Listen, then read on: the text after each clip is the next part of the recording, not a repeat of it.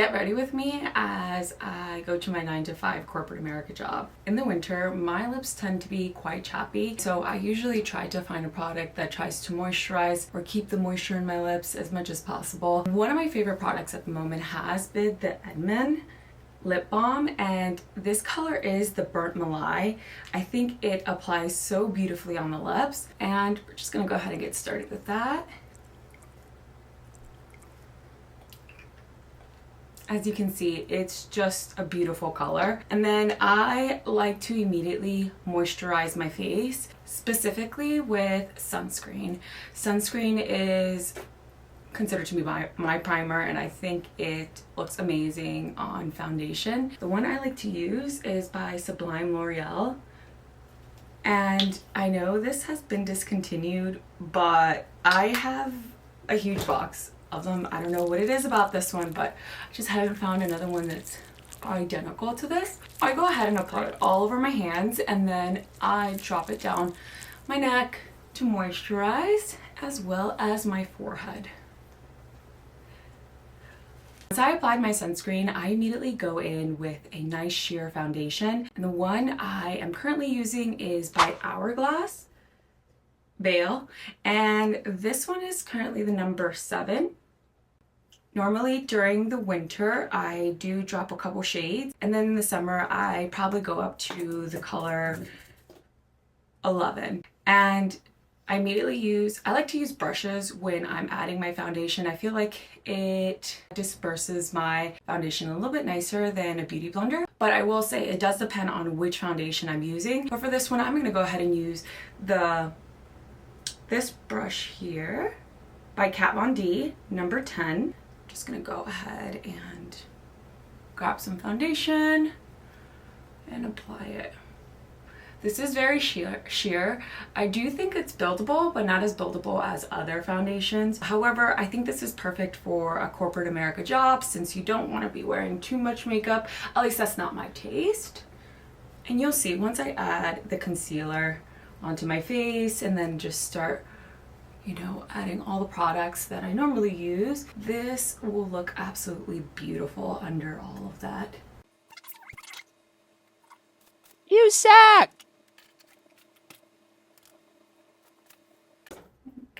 Okay. Once I've added my foundation, I immediately go in with a concealer. The one I start off with is the NARS Putty version. And this feels more like clay, I would say. So a little does go a long way. And with this particular concealer, I do add it in specific location. So I actually like to add it first around the tear duct of my eye, which is right here, and then I diffuse it. And once I do that, it's really just like a rough draft of where I want my concealer to be. And then I add a little bit more towards the crease or the end of my eye. Do the same for the other side. Add it to the tear duct, corner of my tear duct, and then diffuse a bit and towards the end of my eye. I will say I like to go upwards just so my eyes could look lifted, and that should be it. After I've added my putty, I still have one concealer that I like to use just because it's so creamy and the consistency is just lovely on my face. And it is by Hourglass as well. And this one is Beech in 6. All I really do is add it directly under my eye, towards my cheeks. And this shade is a little bit darker than my putty concealer.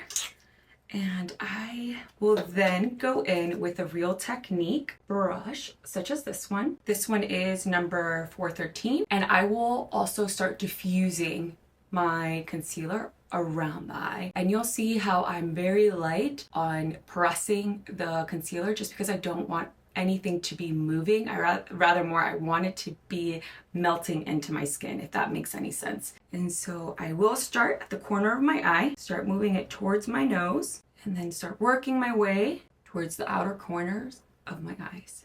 And then I like to drag a little bit of that concealer from the residue of the brush around my nose. That way it looks cohesive. Like I said, that Hourglass concealer melts really nicely around or on the face. I don't really like to cover acne just because it gets worse with time, especially throughout the day. So I will go ahead and lightly dab onto it. If my acne is pretty large or the pimple is huge, I just use a little sticker from like Marshall's or Sephora that just covers the acne and actually tries to like clean it out for you. I don't know the magic, but love it. Also add some to my forehead, and then I'll work my way to the other side of my face. Once again, I start from the tear duct of my eye, slowly diffuse around my nose, and begin to work my way towards the end of my eye.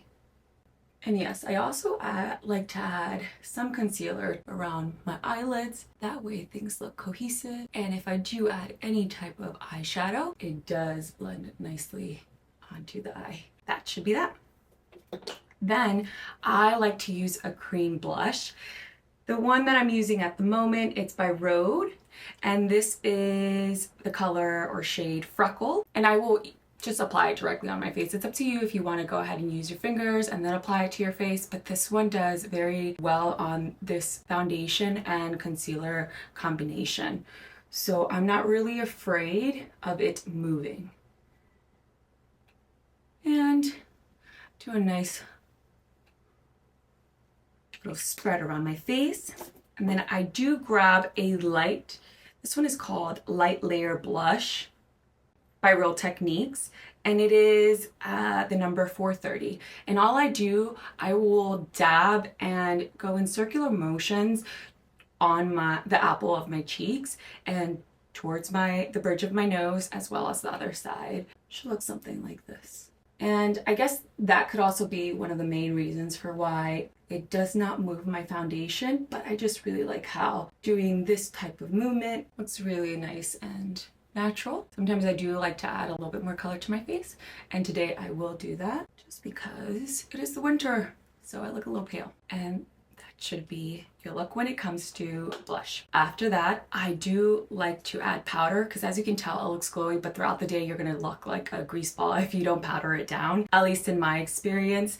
And so the powder that does very well with this combination has been the Fit Me. And I like to go ahead and add the powder onto the lid of the container that it comes in. And I'll grab one of my little, I guess, sponges, like random sponge that have a very like soft layer. I don't know what this is called really, but you get the gist. It's flat, it's nice, and then I will immediately place it under my eye because that is the main spot I do see my makeup move throughout the day. Do the same thing on the other side. Just go ahead and press inwards and then move. In, dab, just like that. I do also like to add some on my eyelid, on my forehead, right here. And then another spot that I think looks very nice would be right below where I've added my blush. Today, I do not feel like putting bronzer on. I'm just gonna leave it as is. I really want a more light, airy look. Do the same to the other side. And I do notice sometimes, depending on the lighting, where I see a little bit too much shine. So at the moment, I see it more around my nose, my forehead, under where I added the blush. And that should really be it. Although the blush area does not have any type of powder at the moment, I do like to add some more powder blush just because it's going to give me more color, and I just like how the Coco Chanel powder blush looks on me and with this combination. So I will use a brush such as this one. This one is by Morphe, the collection of Ariel, and it is a number A21. And all I'll do is like also just tap into that blush and get rid of that residue. I don't need that much. And I'll smile just so you can see the apple of my cheeks. And I'll go ahead and do the same thing to the other side. I like to add some on the bridge of my nose. So it should look something like this. Está bueno. So after I've gone ahead and added the rest of the powder. I like to go in with a flat brush such as this one by L'Oreal, and this one is A24.